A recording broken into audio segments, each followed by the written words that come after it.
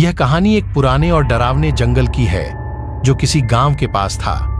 इस जंगल के अंदर एक पुराने पेड़ की डरावनी कहानी है जिससे वहां के स्थानीय लोग काफी डरते हैं। इस पेड़ का तने और डालियां काले और बारीक थीं और जैसे ही रात की चादर झुकती वह विचारशीलता दिखाने लगता। कहा जाता है कि रात के समय इस पेड़ की डालियों से अजीबोगरीब आवाजें आती थीं।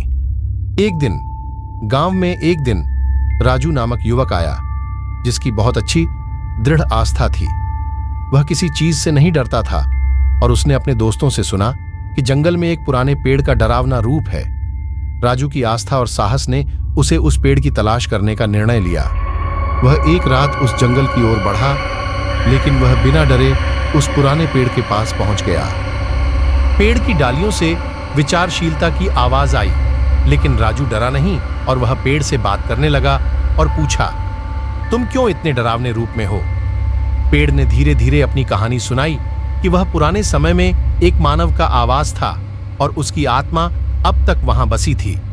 उस मानव की आत्मा अकेले और बिना सुख के मर रही थी और उसकी आत्मा डर के साथ भटक रही थी। राजू ने दिल से उस मानव की आत्मा से मिलकर बात की और उसको शांति दिलाई।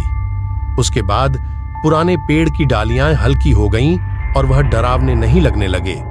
इस कहानी से हमें यह सीखने को मिलता है कि कभी-कभी हमारे डर और भय केवल हमारी मानसिकता में होते हैं और हमें उनसे मुक्त होने की कोशिश करनी चाहिए।